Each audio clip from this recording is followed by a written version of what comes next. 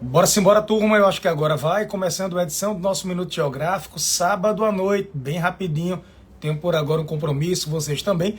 Mas eu não podia deixar de entrar ao vivo para comentar o que vem acontecendo no dia de hoje. De um lado o Irã e do outro lado Israel. Vocês bem sabem que o Irã não reconhece o Estado judeu. O Irã prega a destruição pura e simples de Israel.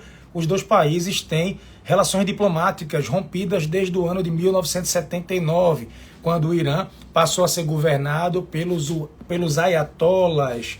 O país foi transformado numa teocracia islâmica xiita. Antes de 1979, o Irã tinha boas relações com Israel, também tinha boas relações com os Estados Unidos, e a gente acaba tendo essa mudança de postura. Isso acabou gerando um novo equilíbrio de forças dentro do Oriente Médio. Bem, a gente sabe também que Israel fez uma promessa de não permitir que o Irã pudesse desenvolver o seu programa nuclear para fins militares. O Irã, que tem por objetivo desenvolver o contexto da bomba atômica e, como eu disse para vocês, prega a destruição pura e simples do Estado judeu de Israel. Deixa eu só tirar aqui os comentários para que as pessoas possam se concentrar. Ponto, agora sim. E nesse contexto, a gente bem sabe que ao longo das últimas décadas, dos últimos anos, Israel tinha alvos específicos em Teherã, em outras cidades do Irã, alvos relacionados ao programa nuclear iraniano, né? Alguns cientistas que foram neutralizados e que, enfim, membros da Guarda Revolucionária Iraniana. Naquele contexto de 2020 também, entre 2019 e 2020, os americanos, fazendo uso de drones, conseguiram neutralizar o Qassem Soleimani, o número 2, general iraniano número 2 do país, responsável por coordenar algumas milícias ao longo do Oriente Médio. A gente bem sabe que, como eu disse para vocês, o Irã prega a destruição pura e simples do Estado judeu, a destruição pura e simples de Israel, mas esse ataque de hoje é um ataque sem precedentes, é algo que eu considero inédito, pois o Irã sempre coordenou ataques contra Israel usando um sistema que a gente chama de guerra por procuração. O Irã tem um histórico de aliança com Hamas, que naquele 7 de outubro iniciou aqueles ataques ali contra Israel. Vocês devem lembrar, a gente fez uma cobertura bem ampla por aqui.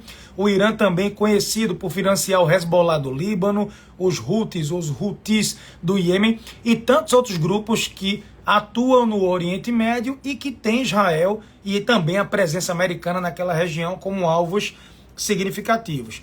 Como eu disse para vocês, o que aconteceu? No dia 1º de abril, atenção, Israel atacou a capital da Síria, a cidade de Damasco. A Síria é governada pelo Bashar al-Assad desde o ano de 2000.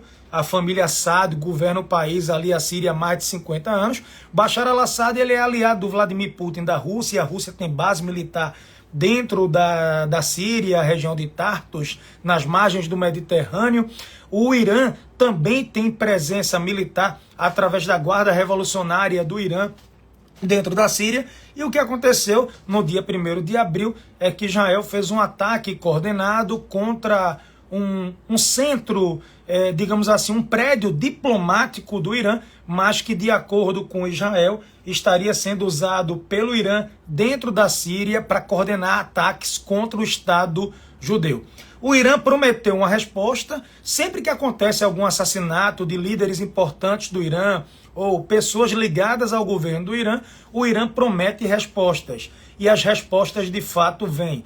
Exemplo, ao longo do ano passado e desse ano, aumentaram significativamente os ataques contra embaixadas americanas ou prédios consulares que são usados pela diplomacia americana ao longo do Oriente Médio. O último grande ataque que aconteceu uma presença militar americana na Jordânia foi atacada por drones, e a gente tudo leva a crer, a documentação, que tudo aquilo foi coordenado de alguma forma pelo Irã. Então, o que acontece? Havia uma expectativa, depois desse 1º de abril, que o Irã fosse coordenar algum tipo de resposta contra Israel, contra a presença militar americana também dentro do Oriente Médio. Mas veja, por que o ataque de hoje é inédito? Para resumir, porque os ataques de hoje, os drones, os mísseis balísticos e afins, partiram do Irã. Ou seja, o Irã, ele atacava Israel, o Irã atacava a presença militar americana no Oriente Médio, usando aliados dentro da Síria, aliados dentro do Líbano, como o Hezbollah, dentro do Iêmen, como os Houthis, que inclusive sequestraram um navio hoje naquela região. Vocês devem ter acompanhado isso daí também. Mas não havia tido um ataque direto, partindo do território iraniano. Até agora, 9h10 da noite, pelo fuso horário de Brasília, eu não vou dizer para vocês que esse ataque iraniano foi um ataque de grandes proporções. Algumas centenas de drones, drones suicidas, inclusive eu falei aqui, são drones que a Rússia tem usado contra a Ucrânia, drones suicidas no sentido que eles simplesmente atingem um alvo, explodem e ficam inutilizados. São drones que têm baixo custo, custam algo como 20 mil, 50 mil dólares cada arma daquela, então tem um custo muito baixo quando a gente compara a um caça F-35, que pode custar aí milhões e milhões de dólares, também tanques e afins. E aí agora o Irã fez uso desses drones. Até agora as notícias que eu recebi, a grande maioria dos drones sofreu algum tipo de interceptação. A Jordânia disse, olha, se pelo meu espaço aéreo, a Jordânia é um país de maioria árabe, faz fronteira com Israel, é um país que critica Israel, critica as ações de Israel na faixa de Gaza, é um país crítico ao governo do Benjamin Netanyahu, mas a Jordânia disse, a Jordânia reconhece Israel como Estado-nação, Jordânia e Egito, 2 países do mundo árabe, Emirados Árabes também, Sudão ali, Marrocos, mas o que acontece? A Jordânia disse, olha, eu não vou permitir que meu espaço aéreo seja usado para algum tipo de conflito regional ou para atacar qualquer outro país. Então a Força Aérea da Jordânia está interceptando os drones que saíram do Irã e que porventura poderiam atingir Israel. O Dome de Ferro, o sistema de defesa de Israel, é um sistema, todo mundo sabe aqui, sofisticado.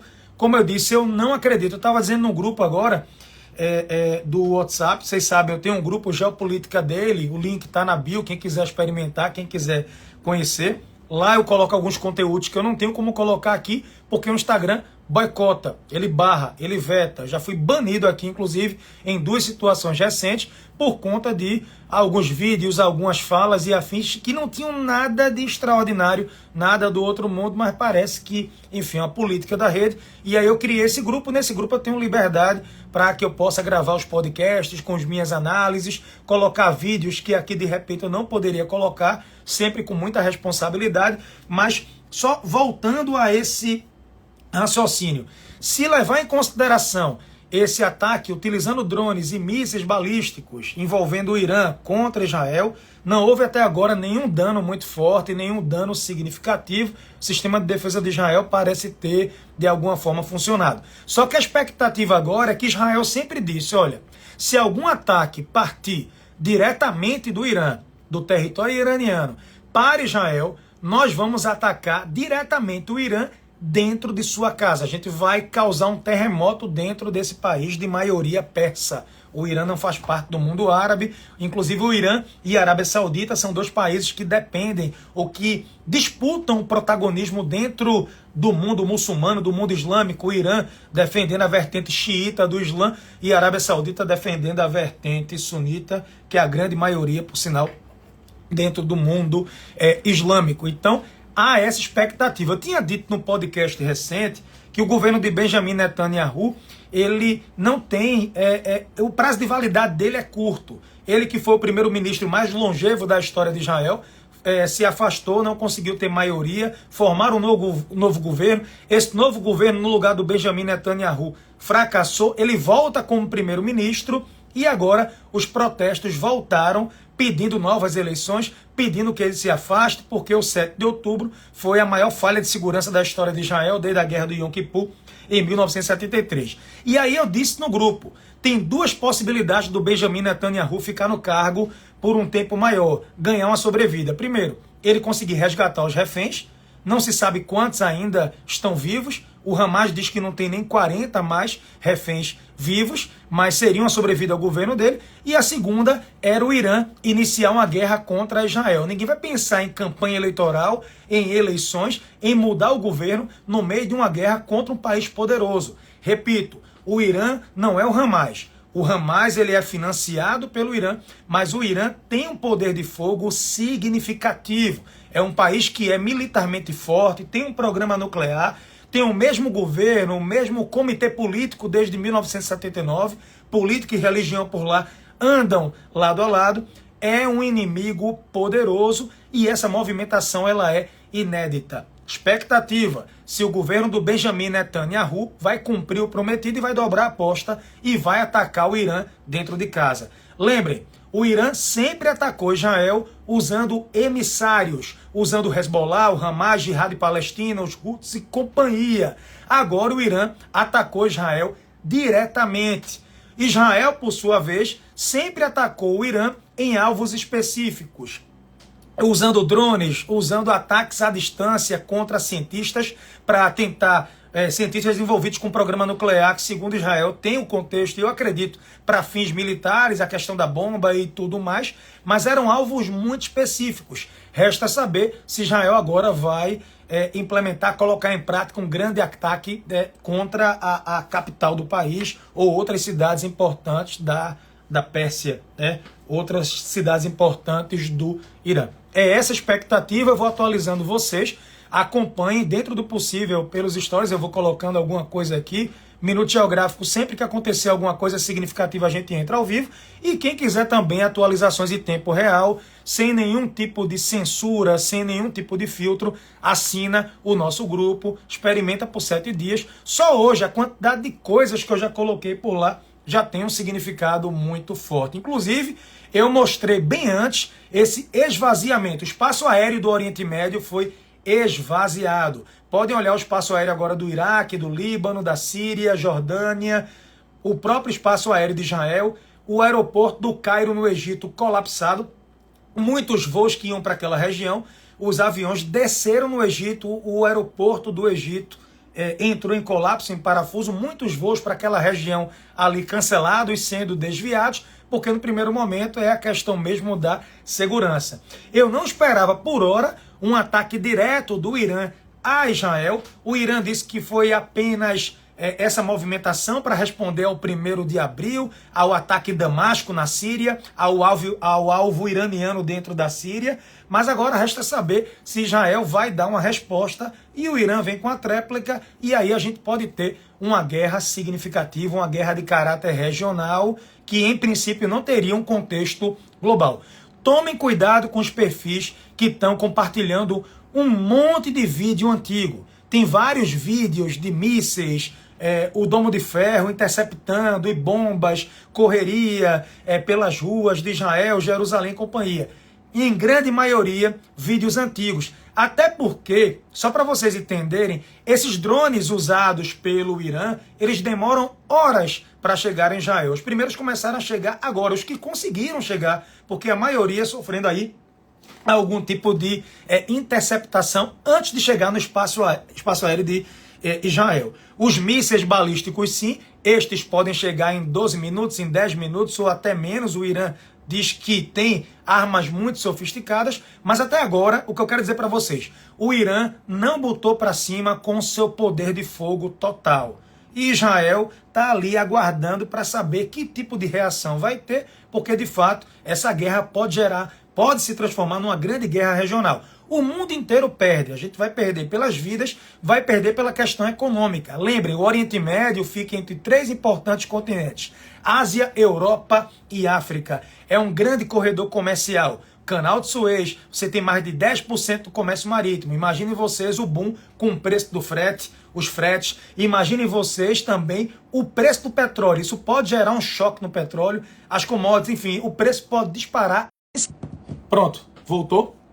Voltamos? Então, todo esse conflito regional, todo esse conflito dentro do Oriente Médio pode ter um impacto muito forte, a sensibilidade nas commodities, notadamente petróleo, gás e afins, e o comércio internacional, porque é uma área que eu digo para vocês que tem uma localização geográfica estratégica. Vamos aguardar, eu trago notícias para vocês. Muito obrigado por tudo, gente. Um grande abraço, tranquilo. Pessoal que está no grupo mandando as perguntas no privado, eu vou respondendo vocês ao longo do domingo. Vocês também que queiram mandar perguntas, vão comentando, esse vídeo vai ficar salvo aqui. E é isso, pessoal. Um grande abraço para todos vocês e bora simbora. Fui!